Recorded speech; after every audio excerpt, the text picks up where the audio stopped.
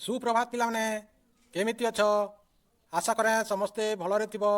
आज आम तृतीय श्रेणी आम भाषा आम साहित्य बहिर आशरे धरिबा जह्न पाठटी पढ़िबा।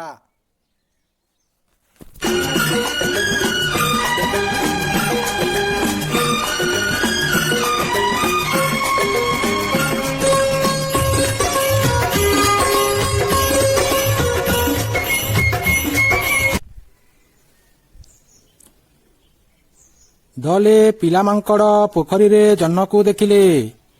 आकाशर जह्न को पानी भितरे देखि मांकड़ मानक खुशी कहिले न सरे। सेमानक भितरु जणे कहिला, आरे देख रे पोखरी भितरे जह्न, चाल ताकू धरिबा।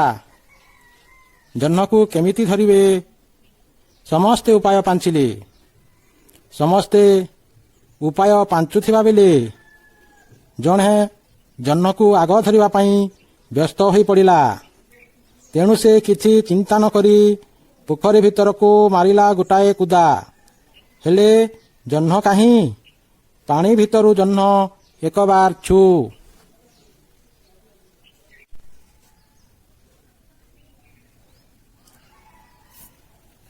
एबे पिलामने तुमे जण जण करी पठित अंश को पाठ कर।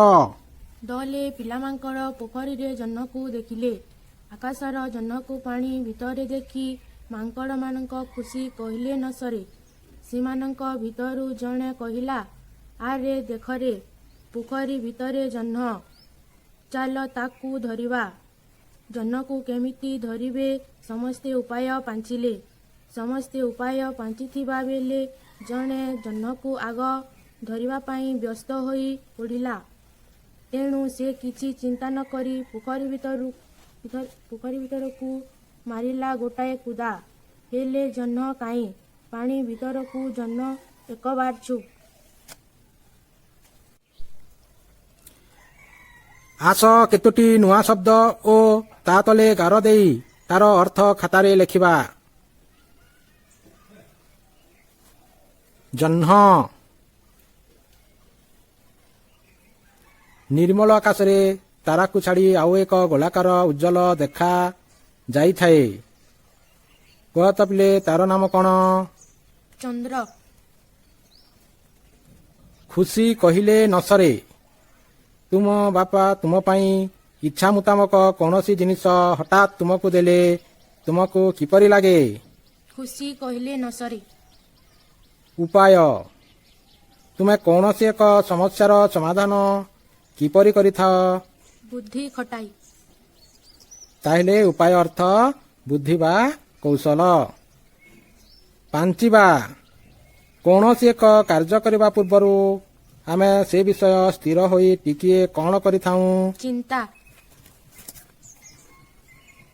व्यस्त गोटिए कार्य बारंबार कला परे मध्य सुफल न मिलिले तुमको किपरि लागे?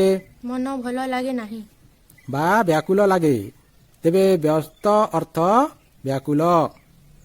कुदा डिया मारुथिले। चित्र रे गछ उपरु मांकड़ माने कौन करुथिले? डिया मारुथिले। तेबे कुदार अर्थ डिया। छु चोर जदि चोरी कला बेले पुलिस देखिले चोर कौन करे? सही स्थानरू दौड़ी पलाए। छुर अर्थ दौड़ी पलाइबा। तेबे पिला माने ए समस्त शब्द को लगाई तुमे गोटे गोटे वाक्य लेखिब। कहिल पिला माने तुमे माने निज निजर प्रतिबिंब केउ केउ जिनिस रे देखिबा को पाय? दर्पण, सफा स्टील पात्र, चिक्कण मार्बल ओ निर्मल देखा जाउथुबा पानी। ठीक सेहीपरि एक पोखरी हुड़ारे थिबा एक गछरू मांकड़ माने आकाशर जह्नर छाई पोखरी रे देखिबा को पाइले।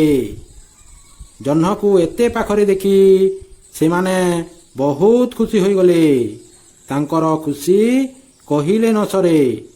तेणु जह्न को धरिबा पई से माने योजना कले। एतिकी बेले जणे मांकड़ जह्न को आग धरिबा पई ବ୍ୟସ୍ତ ହୋଇପଡ଼ିଲା ଓ ପାଣି ଭିତରକୁ ଡେଇଁ ପଡ଼ିଲା। ହେଲେ ଜହ୍ନ ପାଣି ଭିତରୁ ଏକବାର ଚୁପ୍। ଏବେ ପିଲାମାନେ ଆସ ଆମେ ନିମ୍ନଲିଖିତ ଶବ୍ଦମାନଙ୍କର ବାକ୍ୟ ଗଠନ କରିବା। ଜହ୍ନ, ଖୁସି କହିଲେ ନ ସରେ। ଉପାୟ, ପାଞ୍ଚିଲେ, ବ୍ୟସ୍ତ, କୁଦା, ଛୁ। ଆସ ଏବେ କେତେଗୁଡ଼ିଏ ସରଳ ପ୍ରଶ୍ନଗୁଡ଼ିକର ଉତ୍ତର ଦେବା। ମାଙ୍କଡ଼ମାନେ କେଉଁଠି ଜହ୍ନକୁ ଦେଖିଲେ? ମାଙ୍କଡ଼ମାନେ କାହିଁକି ଖୁସି ହେଲେ? ସେମାନେ ଜହ୍ନକୁ ଧରିବା ପାଇଁ କ'ଣ କଲେ? ଜଣେ ମାଙ୍କଡ଼ ଜହ୍ନକୁ ଧରିବା ପାଇଁ କ'ଣ କଲା?